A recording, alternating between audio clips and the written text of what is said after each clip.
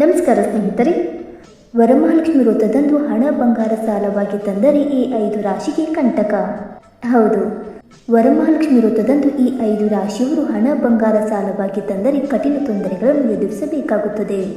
ಹಾಗಾದರೆ ಯಾವ ರಾಶಿಯವರು ಪೂಜೆಯ ದಿನ ಯಾವ ತಪ್ಪುಗಳನ್ನು ಮಾಡಬಾರದು ಎಂದು ಈಗ ತಿಳಿಯೋಣ.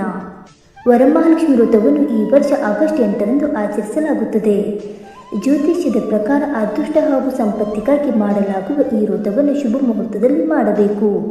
ಜೊತೆಗೆ ಕೆಲವು ವಿಧಿವಿಧಾನಗಳನ್ನು ತಪ್ಪದೇ ಪಾಲಿಸಬೇಕಾಗುತ್ತದೆ. ಒಂದು ವೇಳೆ ವ್ರತದ ಸಮಯದಲ್ಲಿ ತಪ್ಪಾದರೆ ಅದರ ಪರಿಣಾಮ ತುಂಬ ಕೆಟ್ಟದಾಗಿರುತ್ತದೆ. ವಿಶೇಷವಾಗಿ ಮನೆಯಲ್ಲಿ ವರಮಹಾಲಕ್ಷ್ಮಿಯನ್ನು ಕೂರಿಸುವ ಕೆಲವು ರಾಶಿಯವರು ಜಾಗರೂಕರಾಗಿರಬೇಕು. ಹಾಗಾದರೆ ಯಾವ ರಾಶಿಯವರು ವಿಶೇಷ ಕಾಳಜಿ ವಹಿಸಬೇಕು ಎಂಬುದನ್ನು ತಿಳಿಯೋಣ. ಜ್ಯೋತಿಷ್ಯದ ಪ್ರಕಾರ ಕೆಲವು ರಾಶಿಯವರು ವರಮಹಾಲಕ್ಷ್ಮಿ ವ್ರತ ಮಾಡುವಾಗ ತಪ್ಪಾಗದಂತೆ ನಡೆದುಕೊಳ್ಳಬೇಕು. ಏಕೆಂದರೆ ಕೆಲವು ರಾಶಿಯವರ ಮೇಲೆ ವರಮಹಾಲಕ್ಷ್ಮಿ ವಿಶೇಷ ಅನುಗ್ರಹ ಇರುವುದರಿಂದ ಅವರು ತಪ್ಪು ಮಾಡಿದರೆ ಅದರ ಪರಿಣಾಮ ಕಠಿಣವಾಗಿರುತ್ತದೆ.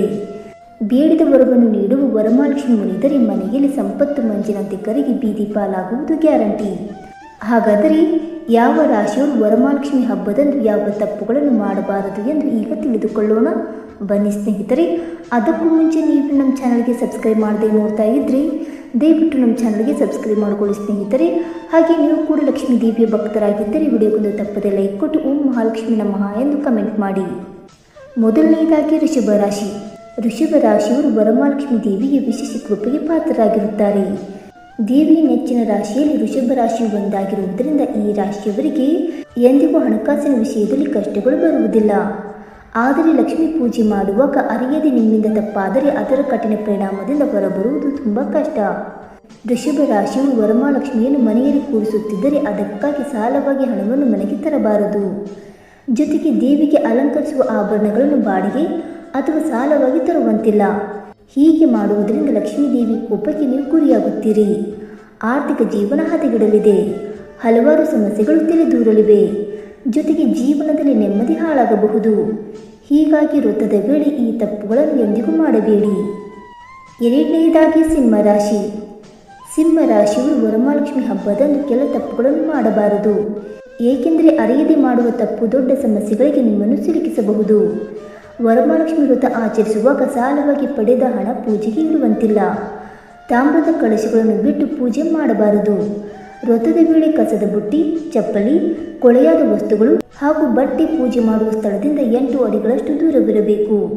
ಏಕೆಂದರೆ ಸಿಂಹರಾಶಿಯು ಲಕ್ಷ್ಮೀ ದೇವಿ ನೆಚ್ಚಿನ ರಾಶಿಗಳಲ್ಲಿ ಒಂದಾಗಿದೆ. ಹೀಗಾಗಿ ಈ ರಾಶಿಯ ಆರ್ಥಿಕ ಸ್ಥಿತಿ ಯಾವಾಗಲೂ ಉತ್ತಮವಾಗಿರುತ್ತದೆ. ಹಾಗೊಂದು ವೇಳೆ ನಿಮ್ಮ ಬಳಿ ಹಣವಿಲ್ಲದೆ ಇದ್ದರೆ ಸರಳವಾಗಿಯೇ ದೇವರನ್ನು ಭಕ್ತಿಯಿಂದ ಪೂಜೆ ಮಾಡಿ. ಇದು ವರಮಹಾಲಕ್ಷ್ಮಿಯನ್ನು ಬಹುಬೇಗ ಮೆಚ್ಚಿಸುತ್ತದೆ. ಆದರೆ ಕಂತೆ ನೋಟುಗಳನ್ನು ಸಾಲವಾಗಿ ತಂದು ಇಡುವುದು, ಮೈ ಮೇಲೆ ಹಾಕಿಕೊಳ್ಳುವ ಒಡವೆಗಳಿಂದ ದೇವಿ ಅಲಂಕಾರ ಮಾಡುವುದು ತಪ್ಪು. ಇದರಿಂದ ಗ್ರಹ ದೋಷ ಉಂಟಾಗಲಿದೆ. ಜೊತೆಗೆ ದೃಷ್ಟಿ ಬೀಳುವ ಸಾಧ್ಯತೆಗಳು ಹೆಚ್ಚು. ಮೂರನೆಯದಾಗಿ ತುಲಾರಾಶಿ.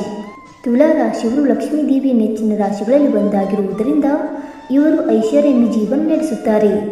ಹಣಕಾಸಿನ ತೊಂದರೆಗಳು ಯಾವತ್ತಿಗೂ ಇವರಿಗೆ ಬರುವುದಿಲ್ಲ. ಆದರೆ ಯಾರಿಗಾದರೂ ಸಾಲವನ್ನು ನೀಡಿ ಆ ಹಣವನ್ನು ಹಬ್ಬದಂದು ಬಲವಂತವಾಗಿ ತೆಗೆದುಕೊಂಡು ಅದನ್ನು ಪೂಜೆಗೆ ಬಳಸುವುದು ಅಮಂಗಳಕರ. ಇದನ್ನು ವರಲಕ್ಷ್ಮಿ ಎಂದಿಗೂ ಸಹಿಸುವುದಿಲ್ಲ. ಆದ್ದರಿಂದ ಲಕ್ಷ್ಮೀ ದೇವಿ ವಿಶೇಷ ಅನುಗ್ರಹ ಹೊಂದಿದ ತುಲಾರಾಶಿಯವರು ಪೂಜೆಯ ವೇಳೆ ಯಾರಿಗೂ ಬೇಸರ ಮಾಡಬಾರದು. ಜೊತೆಗೆ ಬೆಳಗ್ಗೆ ಮಧ್ಯಾಹ್ನ ಪೂಜೆ ಮಾಡಲು ಶುಭ ಸಮಯವಲ್ಲ. ಸೂರ್ಯಾಸ್ತದ ನಂತರ ಮಾತ್ರ ಪೂಜೆ ಮಾಡಬೇಕು. ನಾಲ್ಕನೆಯದಾಗಿ ವೃಶ್ಚಿಕ ರಾಶಿ. ವರಮಹಾಲಕ್ಷ್ಮಿ ವ್ರತದ ದಿನ ವೃಶ್ಚಿಕ ರಾಶಿಯವರು ಕೆಲವು ತಪ್ಪುಗಳನ್ನು ಮಾಡಬಾರದು. ಹೀಗಾದಲ್ಲಿ ಸಂಪತ್ತು ಸಮೃದ್ಧಿಗೆ ಅಡ್ಡಿಯಾಗಲಿದೆ. ಬೇಡಿದ ವರ ನಿಮಗೆ ಸಿಗುವುದಿಲ್ಲ.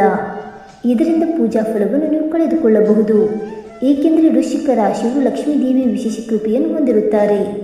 ಹೀಗಾಗಿ ಪೂಜೆಯ ವೇಳೆ ಜಾಗರೂಕರಾಗಿರಬೇಕು. ಒಂದು ವೇಳೆ ಮೈ ಮರೆತರೆ ಹಣಕಾಸಿನ ತೊಂದರೆಗಳನ್ನು ಅನುಭವಿಸಬೇಕಾಗುತ್ತದೆ. ವರಮಹಾಲಕ್ಷ್ಮಿ ವ್ರತದಂದು ಸಾಲವಾಗಿ ಹಣ ನೀಡುವುದು ಹಾಗೂ ಪಡೆಯುವುದು ತಪ್ಪು. ಅಲ್ಲದೆ ಇತರರಿಂದ ಪೂಜಾ ಸಾಮಗ್ರಿಗಳನ್ನು ಪಡೆಯುವುದು ಕೂಡ ಅಶುಭ. ಹೀಗೆ ಮಾಡಿದ್ದಲ್ಲಿ ಅದರ ಪರಿಣಾಮ ತುಂಬ ಕೆಟ್ಟದಾಗಿರುತ್ತದೆ. ಇನ್ನು 5ನೇದಾಗಿ ಮೀನರಾಶಿ. ಜ್ಯೋತಿಷ್ಯದ ಪ್ರಕಾರ ಮೀನರಾಶಿಯು ಲಕ್ಷ್ಮೀ ದೇವಿಯ ವಿಶೇಷ ಕೃಪೆಗೆ ಪಾತ್ರರಾಗಿರುತ್ತಾರೆ. ಇವರ ಹಣಕಾಸಿನ ಸ್ಥಿತಿಯು ಬಲವಾಗಿರುತ್ತದೆ. ಜೊತೆಗೆ ದುಡ್ಡಿನ ಸಮಸ್ಯೆಗಳು ಎಂದಿಗೂ ಬರುವುದಿಲ್ಲ. ಬರುವ ಸಮಸ್ಯೆಗಳನ್ನು ಧೈರ್ಯವಾಗಿ ಎದುರಿಸುತ್ತಾರೆ. ಆದರೆ ವರಮಹಾಲಕ್ಷ್ಮಿ ಪೂಜೆ ಎಂದು ಮಾಡುವ ಸಣ್ಣ ತಪ್ಪು ಜೀವನ ಉದ್ದಕ್ಕೂ ನಿಮ್ಮನ್ನು ಸಂಕಷ್ಟಕ್ಕೆ ದೂಡಬಹುದು. ಈ ದಿನ ಮೀನರಾಶಿಯವರು ಪ್ರಾಣಿ ಹಿಂಸೆ ಮಾಡಬಾರದು, ಯಾರ ಮನಸ್ಸನ್ನು ನೋಯಿಸಬಾರದು, ಜೊತೆಗೆ ಯಾರಿಗೂ ಕೆಟ್ಟದ್ದನ್ನು ಬಯಸುವಂತಿಲ್ಲ. ಹೀಗೆ ಮಾಡಿದರೆ ಹಣಕಾಸಿನ ಸಮಸ್ಯೆಗಳು ಮನೆ ಮಾಡಿ ಬಡತನ ಅಂಟಿಕೊಳ್ಳಲಿದೆ. ಸ್ನೇಹಿತರೆ, ಮೇಲಿನ ಎಲ್ಲ ರಾಶಿಗಳೊಂದಿಗೆ ಉಳಿದ ರಾಶಿಯವರು ವರಮಹಾಲಕ್ಷ್ಮಿ ವ್ರತ ಮಾಡುವಾಗ ಅಗೌರವದಿಂದ ನಡೆದುಕೊಳ್ಳಬಾರದು. ಇತರರಿಗೆ ನೋವಿಸುವುದು, ಸಾಲವಾಗಿ ತಂದ ಹಣದಿಂದ ಪೂಜೆ ಮಾಡುವುದು, ಸಾಲದ ಹಣವನ್ನು ಪೂಜೆಗೆ ಇಡುವುದು, ಪ್ರಾಣಿ ಹಿಂಸೆ ಮಾಡುವುದು ವರಮಹಾಲಕ್ಷ್ಮಿ ಕೋಪಕ್ಕೆ ನಿಮ್ಮನ್ನು ಗುರಿ ಮಾಡುತ್ತವೆ. ಇದರಿಂದ ಬೇಡಿದ ವರಗಳು ಕೈತಪ್ಪಿ ಹೋಗಬಹುದು. ಹೀಗಾಗಿ ವ್ರತ ಮಾಡುವವರು ಜಾಗರೂಕತೆಯಿಂದ ಇರುವುದು ತುಂಬ ಮುಖ್ಯವಾಗಿದೆ. ಸ್ನೇಹಿತರೆ, ಈ ಮಾಹಿತಿ ನಿಮಗೆ ಇಷ್ಟವಾಯಿತಾ? ಇಷ್ಟವಾಗಿದ್ದರೆ ವಿಡಿಯೋಗೊಂದು ಲೈಕ್ ಮಾಡಿ, ಶೇರ್ ಮಾಡಿ. ಹಾಗೆ ನಿಮ್ಮ ಅನಿಸಿಕೆ ಮತ್ತು ಅಭಿಪ್ರಾಯವನ್ನು ತಪ್ಪದೆ ಕಮೆಂಟ್ ಮೂಲಕ ತಿಳಿಸಿ. ಸ್ನೇಹಿತರೆ, ವಿಡಿಯೋ ನೋಡಿದ್ದಕ್ಕಾಗಿ ಧನ್ಯವಾದಗಳು. Thank you so much.